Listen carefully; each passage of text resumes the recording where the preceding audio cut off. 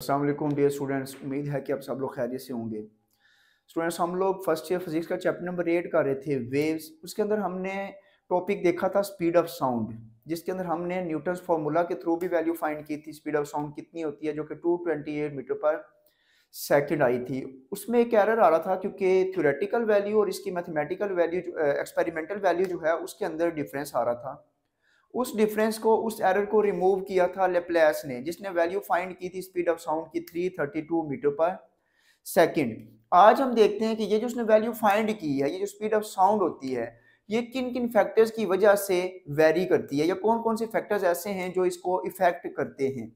Students, उसके अंदर जो मेन फैक्टर्स हैं उसमें एक डेंसिटी, मॉइस्चर, प्रेशर, टेम्परेचर और पांचवा फैक्टर जो होगा वो होगा विंड। हम इनको एक एक करके देखते हैं कि कौन कौन सा फैक्टर किस तरह से स्पीड ऑफ साउंड को इफेक्ट करता है। सबसे पहले स्टूडेंट्स, आपका फैक्टर है डेंसिटी, कि डेंसिटी से कैसे इफेक्ट होती है स्पीड ऑफ साउंड। स्टूडेंट्स, आपने जो रिलेशन देखा था, जो हम काफी टाइम से इसको सॉल्व करते आ रहे हैं, कि स्पीड ऑफ साउंड होती है वो इक्वल होती है square root of gamma P divided by rho, यानी कि यहाँ पे रो क्या है, डेंसिटी है। स्टूडेंट्स, इसी इक्वेशन को, इस रिलेशन को अगर हम लोग रीअरेंज करें तो आप लोग अगर देखेंगे तो डेंसिटी को अगर वैल्यू हमने देखनी है कितना इफेक्ट कर रही है, तो बाकी फैक्टर्स को कांस्टेंट रखना पड़ेगा। तो जो हमारे पास इक्वेशन बनती है, जो रिलेशन बनता है, वो बनता है v proportional, inversely proportional to density या रो। यानी कि अगर डेंसिटी किसी भी मीडियम की ज्यादा होगी तो ऑटोमेटिकली उसकी स्पीड क्या हो जाएगी, कम हो जाएगी। या यूं कहें कि अगर उसकी डेंसिटी को कम किया जाए या लेस डेंस मीडियम होगा तो उसमें स्पीड ऑफ साउंड क्या होगी, ज्यादा होगी। इसकी एग्जांपल हम लोग डिस्कस कर चुके हैं पिछले लेक्चर्स के अंदर। तो ये था डेंसिटी का रिलेशन, कि डेंस मीडियम जो है वो क्या करेगा, उसमें ज्यादा कम स्पीड ऑफ साउंड जो है वो होगी, और अगर हमारे पास लेस डेंस मीडियम होगा तो उसमें स्पीड ऑफ साउंड क्या होगी, ज्यादा होगी। तो सिंपली हम यहाँ पे लिख सकते हैं कि अगर हमारे पास डेंस मीडियम होगा तो स्पीड ऑफ साउंड क्या हो जाएगी, डिक्रीज हो जाएगी। स्पीड ऑफ साउंड डिक्रीज, तो हमारे पास स्पीड ऑफ साउंड क्या हो जाती है, डिक्रीज हो जाती है। और अगर लेस डेंस मीडियम होगा तो स्पीड ऑफ साउंड सिंपली क्या हो जाएगी, इंक्रीज हो जाएगी। स्पीड ऑफ साउंड इंक्रीज, तो ये स्पीड ऑफ साउंड क्या हो जाती है, इंक्रीज हो जाती है। किसके अंदर, लेस डेंस मीडियम के अंदर। अब स्टूडेंट, दूसरा जो फैक्टर है वो है मॉइस्चर, कि मॉइस्चर की वजह से हमारे पास क्या इफेक्ट आता है स्पीड ऑफ साउंड के ऊपर। तो मॉइस्चर जो है वो क्या करता है, डेंसिटी को डिक्रीज कर देता है। अगर मॉइस्चर की वजह से किसी मीडियम की डेंसिटी डिक्रीज होगी तो डेंसिटी के डिक्रीज होने से क्या हो जाएगा, उसकी स्पीड इंक्रीज हो जाएगी। इसका मतलब ये हुआ कि मॉइस्चर जो है वो स्पीड ऑफ साउंड को क्या कर देता है, इंक्रीज करता है। इंक्रीज होती क्यों है, क्योंकि मॉइस्चर की वजह से जो डेंसिटी होती है मीडियम की या एयर की डेंसिटी जो है गैस की, वो क्या हो जाएगी, बढ़ जाएगी। जिसकी वजह डेंसिटी कम हो जाएगी, जिसकी वजह से उसकी स्पीड जो है वो क्या हो जाएगी, बढ़ जाएगी। क्योंकि वाटर वेपर जो होते हैं वो लाइटर होते हैं किसके मुकाबले में, जो ड्राई एयर के कंपोनेंट्स होते हैं उनके मुकाबले में। तो होता ये है कि एयर में आपको पता है मेनली ऑक्सीजन और नाइट्रोजन के मॉलिक्यूल्स होते हैं। तो उसमें अगर हम लोग एक फिक्स्ड वॉल्यूम के अंदर गैस ले लेते हैं, तो उस गैस फिक्स वॉल्यूम है हमारे पास, तो अब अगर इसके अंदर हमारे पास वाटर वेपर्स यानी कि हमारे पास मॉइस्चर होगा, तो इसमें से अगर एक मॉलिक्यूल रिलीज होगा तो इसकी जगह एक दूसरा मॉलिक्यूल जो है वो इसको क्या करेगा, उसकी जगह पे यहाँ पे आएगा इस फिक्स वॉल्यूम के अंदर। अब यहाँ पे जो हमारे पास एक कंपोनेंट आ रहा है वो क्या है आपके पास, वो है लाइटर। वो क्या है, लाइटर, या यूं कहें कि उसकी डेंसिटी क्या है, लेस है। और जो यहाँ से मॉलिक्यूल छोड़ के जा रहा है, जो ड्राई है, उसकी क्या है हमारे पास, वो हैवियर है। तो हैवी होने की वजह से उसकी जो डेंसिटी है वो क्या होती है, ज्यादा होती है। तो ज्यादा डेंसिटी वाला मॉलिक्यूल इसको लीव कर रहा है सिस्टम को, लाइटर जो कंपोनेंट है वो इसकी जगह पे आ रहा है, जिसकी वजह से इसकी जो टोटल डेंसिटी है सिस्टम की वो क्या हो जाएगी, कम हो जाएगी। अगर डेंसिटी कम होगी तो डेंसिटी कम होने की वजह से उसकी स्पीड ऑटोमेटिकली क्या हो जाएगी, बढ़ जाएगी। तो मॉइस्चर का हम लोग कह सकते हैं कि मॉइस्चर के बढ़ने से या मॉइस्चर की वजह से डेंसिटी क्या हो जाती है, कम हो जाती है। और डेंसिटी कम होगी तो ऑटोमेटिकली उसकी स्पीड क्या हो जाएगी, बढ़ जाएगी। सो इसमें जो मेन फैक्टर्स हैं वो है प्रेशर और टेम्परेचर। वो हम लोग देखते हैं कि ये प्रेशर और टेम्परेचर का क्या इफेक्ट होता है। स्टूडेंट्स, प्रेशर जो होता है, स्पीड ऑफ साउंड जो होती है वो इंडिपेंडेंट ऑफ प्रेशर है, यानी कि प्रेशर का कोई इफेक्ट नहीं होता स्पीड ऑफ साउंड के ऊपर। प्रेशर अगर ज्यादा है या कम है, स्पीड ऑफ साउंड क्या रहेगी, सेम रहेगी। अब स्टूडेंट्स ये जो हमारे पास रिलेशन है, अगर इसको हम लोग देखेंगे तो हमें ऐसा लगता है कि यहाँ पे v जो है यानी स्पीड ऑफ साउंड जो है वो प्रोपोर्शनल है, डायरेक्टली प्रोपोर्शनल है किसके, प्रेशर के। तो अगर प्रेशर को हम लोग बढ़ाते हैं तो होना ये चाहिए कि स्पीड ऑफ साउंड को क्या कर जाना चाहिए, बढ़ जाना चाहिए, और अगर प्रेशर को कम करें तो स्पीड ऑफ साउंड को क्या होना चाहिए, कम होना चाहिए। लेकिन ऐसा नहीं होता, प्रेशर के बढ़ाने या कम होने से स्पीड ऑफ साउंड पे कोई इफेक्ट नहीं आता। अब उसकी रीजन क्या है वो जरा देखते हैं हम लोग। हमारे पास जो रिलेशन है वो है v इक्वल्स टू क्या, पी ओवर रो। स्टूडेंट्स अगर हमारे पास डेंसिटी जो है, जो मैस है हमारे पास मीडियम का, वो मैस हो m और उसका जो वॉल्यूम है वो v हो, तो हमारे पास डेंसिटी जो होगी वो होगी rho equals to mass divided by volume. तो अब अगर मैं इस रो की जगह ये वाली वैल्यू पुट कर दूं तो मेरे पास इक्वेशन बनेगी v equals to gamma p over m divided by v। Students ये है स्पीड ऑफ साउंड v, और ये v जो कैपिटल V लिखा है ये है वॉल्यूम। अब यही v जो है वो यहां से जाएगा ऊपर यहाँ पे, और ये हमारे पास रिलेशन कुछ इस तरह से बनेगा। अब स्टूडेंट्स आपको पता है कि जनरल गैस इक्वेशन होती है PV equals to nRT। n जो है वो नंबर ऑफ मोल्स को शो करता है, तो अब यहाँ पे हम एक नंबर ऑफ मोल एक ले रहे हैं तो n की वैल्यू क्या हो जाएगी 1, तो ये बन जाएगा PV इक्वल्स टू RT। इसी इक्वेशन को उठाएंगे और अगर इसमें पुट करेंगे तो इक्वेशन बन जाएगी v equals to square root of gamma RT divided by m। अब इस रिलेशन के अंदर कहीं भी आपको प्रेशर नहीं दिखाई दे रहा, इसका मतलब ये हुआ कि ये रिलेशन आपको बता रहा है कि जो स्पीड ऑफ साउंड होती है वो इंडिपेंडेंट होती है किसके, प्रेशर के। अब स्टूडेंट्स ये जो रिलेशन था हमारे पास, ये यहाँ पे पी आ भी रहा है, तो फिर हम क्यों कह रहे हैं कि ये इंडिपेंडेंट है, इस चीज को देख लेते हैं।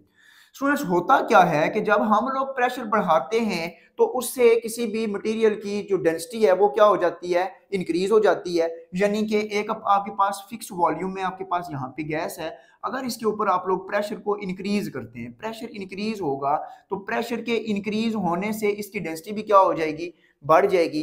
डेंसिटी के बढ़ने से क्या होगा, डेंसिटी के बढ़ने से क्या होती है, स्पीड ऑफ साउंड क्या हो जाती है, कम हो जाती है। तो जहां पे जो रेशो है प्रेशर डिवाइडेड बाय डेंसिटी जो है वो क्या रहती है, कांस्टेंट रहती है।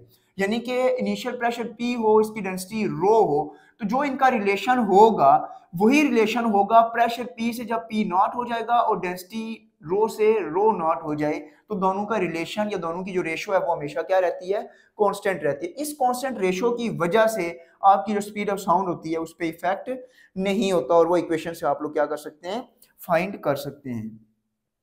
स्टूडेंट्स इसका जो चौथा फैक्टर है वो है आपका टेम्परेचर, जो मेन फैक्टर है इसके अंदर।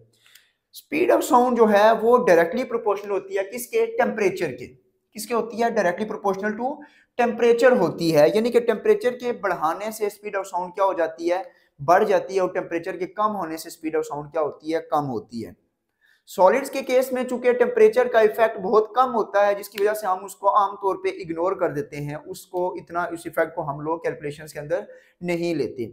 लेकिन गैसेस के अंदर जो है वो थोड़ा सा टेम्परेचर इंक्रीज करने से स्पीड ऑफ साउंड काफी ज्यादा उसके अंदर क्या आता है, चेंज या उससे इफेक्ट होती है। तो हम लोग ये कहते हैं कि जो स्पीड ऑफ साउंड होती है वो 0.6 मीटर पर सेकेंड इंक्रीज होती है हर 1 डिग्री सेल्सियस टेम्परेचर इंक्रीज करने से।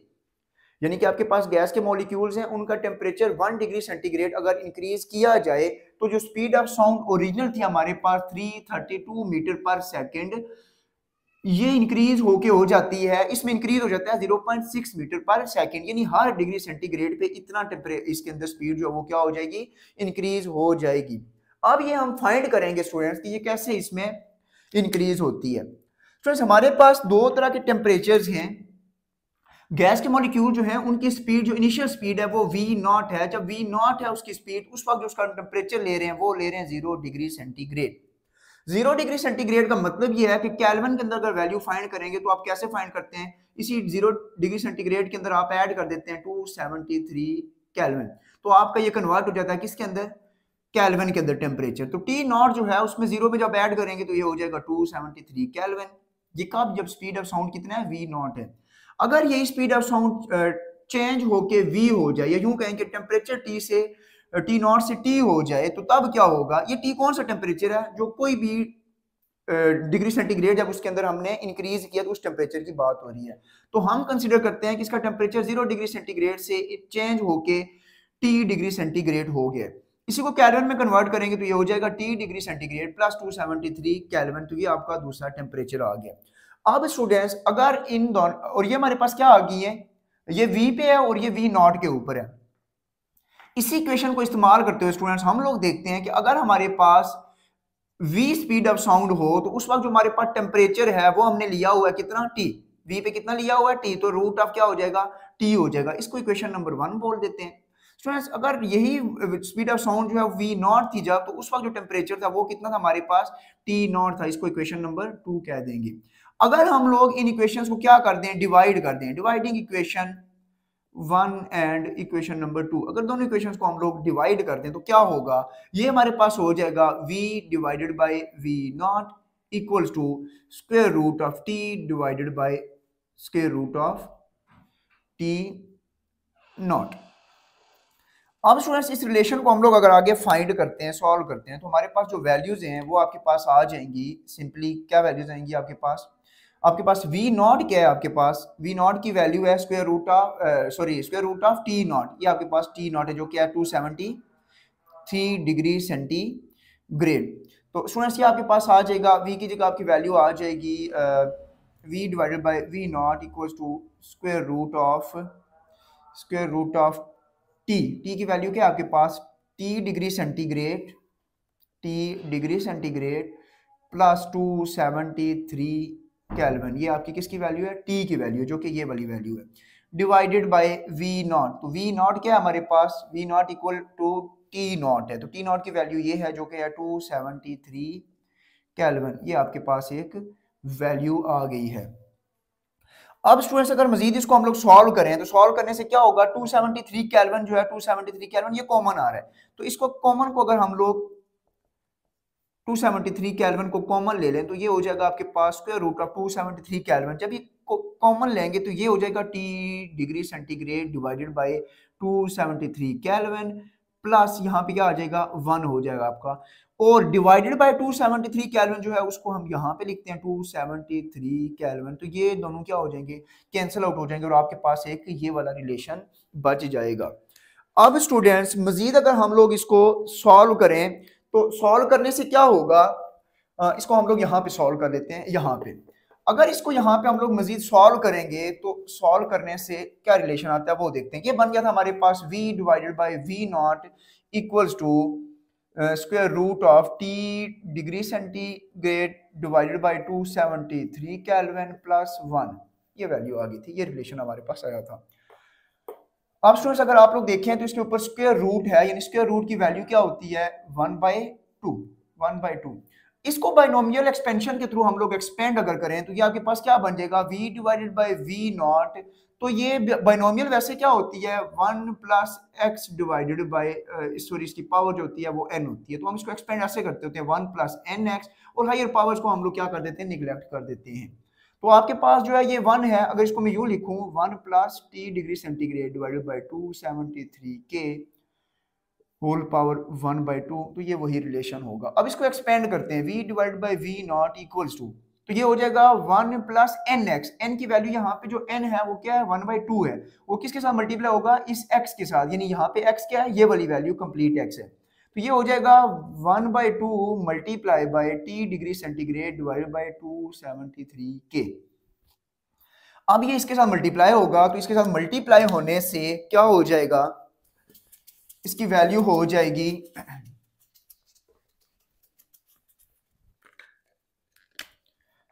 V divided by V naught equals to 1 plus T degree centigrade, और इसको मल्टीप्लाई करेंगे स्टूडेंट्स तो ये आपके पास क्या हो जाएगा, ये हो जाएगा 6, ये हो जाएगा 14 और ये हो जाएगा 4 और 5, तो 546 के आपके पास वैल्यू आ जाएगी। अब स्टूडेंट्स मजीद अगर इसको सॉल्व करते हैं तो क्या होगा कि अगर इस v को यहीं रहने दें, इस v को हम क्या करें इक्वलिटी की दूसरी साइड पे ले जाएं, तो ये यहाँ पे मल्टीप्लाई होगा 1 के साथ v नॉट, और यही v नॉट जहाँ पे जब मल्टीप्लाई होगा तो ये हो जाएगा v not into T degree centigrade divided bye 546 के। अब स्टूडेंट्स अगर आपको पता है कि V नॉट जो है वो क्या है 0 डिग्री सेंटीग्रेड के ऊपर हमने लिया हुआ है, V नॉट क्या है 0 डिग्री सेंटीग्रेड, तो हम कहते हैं कि एट 0 डिग्री सेंटीग्रेड जो स्पीड ऑफ साउंड होता है वो होता है 332 मीटर पर सेकंड। अगर ये वैल्यू उठा के हम यहाँ पे पुट करें तो ये आपके पास बन जाएगा v equals to V naught plus V naught की जगह आ जाएगा 332 metre per second into T naught divided by 546 के। स्टूडेंट्स अब इन दोनों को जब हम लोग डिवाइड करेंगे तो डिवाइड करने से ये वैल्यू आपके पास आ जाती है v equals to V naught plus, ये डिवाइड करेंगे तो ये बन जाएगा 0.61 डिग्री सेंटीग्रेड पे आ जाएगा। ये डिवाइड हमने कर दिया, ठीक हो गया। अब आपके पास ये रिलेशन आ गया तो हम यहाँ से अगर v नॉट की वैल्यू निकालें तो क्या होगा, इस v नॉट को यहीं पे रहने दें, दूसरी टर्म इस साइड पे आ गई तो ये बन जाएगा v naught equals to v minus 0.61 T degree centigrade. ये स्टूडेंट्स बेसिकली आपके पास क्या आता है, रिलेशन आता है। यानी कि v नॉट क्या है आपके पास, ओरिजिनल इसका क्या है, स्पीड है, और v क्या है आपके पास जो चेंज होने के बाद इसकी स्पीड थी। यानी कि वो ये आपको बता रहे हैं कि जो 0 डिग्री सेंटीग्रेड यानी कि 1 डिग्री सेंटीग्रेड का टेम्परेचर जब हम लोग इंक्रीज करते हैं इसके अंदर तो इसमें चेंज कितना आ जाता है, और ये बन जाता है 0.61 टी डिग्री सेंटीग्रेड। अब अगर मैं टेम्परेचर को इंक्रीज करूं यानी कि इस टी नॉट डिग्री सेंटीग्रेड जो है इसकी जगह हम लोग लिख दें कितना इंक्रीज करें, इसके अंदर 1 डिग्री सेंटीग्रेड इंक्रीज कर दें, यानी जो टेम्परेचर है उसमें 1 डिग्री सेंटीग्रेड का चेंज आए तो इसकी जगह क्या आ जाएगा, सिंपली 1 आ जाएगा। ये 1 इससे मल्टीप्लाई होगा तो ये बन जाएगा v naught equals to v minus 0.61 आपके पास आ जाएगी वैल्यू। अगर इसकी जगह हम लोग टेम्परेचर 2 डिग्री सेंटीग्रेड इंक्रीज कर दें तो ये क्या हो जाएगा, यहाँ पे 2 मल्टीप्लाई हो जाएगा, और 2 मल्टीप्लाई होने से ये बन जाएगा, ये इसको डबल करेंगे फिर 3 को करेंगे 3 से डबल हो जाएगा।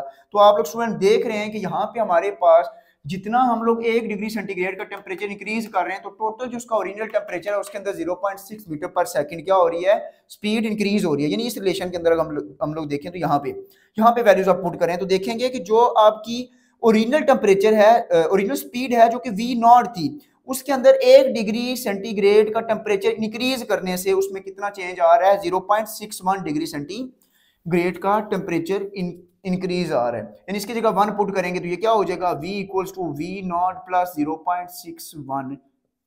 तो ये आपके पास क्या आ गया, किसकी वैल्यू आ गई है, ये आपकी आ गई है जो न्यू स्पीड है जो 0.1 डिग्री सेंटीग्रेड इंक्रीज करने के बाद आपके पास आई है। अगर आप यहाँ पे 2 डिग्री सेंटीग्रेड इंक्रीज करेंगे तो टेम्परेचर क्या हो जाएगा, यहाँ पे क्या आ जाएगी वैल्यू 2 डिग्री सेंटीग्रेड, तो उससे आपके पास यही वैल्यू डबल और उसके बाद ये ऐड होती रहेगी। तो हम लोग कह सकते हैं कि जब हम लोग 1 डिग्री सेंटीग्रेड का टेम्परेचर इंक्रीज करते हैं तो जो ओरिजिनल स्पीड होती है उसमें 0.61 का क्या आ जाता है, ऐड होती है, उसमें इतनी स्पीड इंक्रीज हो जाती है। ये था स्टूडेंट्स। अच्छा स्टूडेंट्स इसमें लास्ट रह गया विंड का। तो विंड क्या है बेसिकली कि स्पीड ऑफ साउंड अगर उसकी डायरेक्शन आपके पास लेफ्ट टू राइट हो, यानी कि अगर स्पीड ऑफ साउंड इस डायरेक्शन में है और विंड जो है वो इसकी अपोजिट डायरेक्शन में होगी तो होगा क्या कि यही विंड इसको क्या कर रही होगी, अपोज कर रही होगी। अगर यूं कहूं कि ये इसकी स्पीड v है और विंड की वजह से अब जो उसकी स्पीड चेंज होगी है वो होगी है ये v नॉट और ये क्या होगी है v, इसकी अपोजिट डायरेक्शन में होगी तो v नॉट माइनस क्या हो जाएगी, v हो जाएगी, यानी कि ये उसमें से इतनी क्या हो जाएगी, लेस हो जाएगी। या यूं कहें कि अगर स्पीड ऑफ साउंड उसकी डायरेक्शन और विंड की डायरेक्शन सेम होगी तो ये इसको क्या कर रही होगी, सपोर्ट कर रही होगी, यानी कि विंड ज्यादा होगी तो स्पीड ऑफ साउंड बढ़ेगी और इसकी अपोजिट डायरेक्शन में होगी तो क्या करेगी, उसको डिक्रीज कर देगी। स्टूडेंट्स ये था हमारे पास topic factors affecting speed of sound, जिसके अंदर हमने डिफरेंट फैक्टर्स देखे कि कैसे स्पीड ऑफ साउंड इसमें क्या होती है, चेंज होती है। स्टूडेंट्स नेक्स्ट लेक्चर्स में हम इससे आगे देखेंगे कुछ वेव्स के आगे कंसेप्ट्स हैं, इंटरफेरेंस और सुपरपोजिशन है बेसिकली। उस लेक्चर तक के लिए स्टूडेंट्स अल्लाह हाफिज़।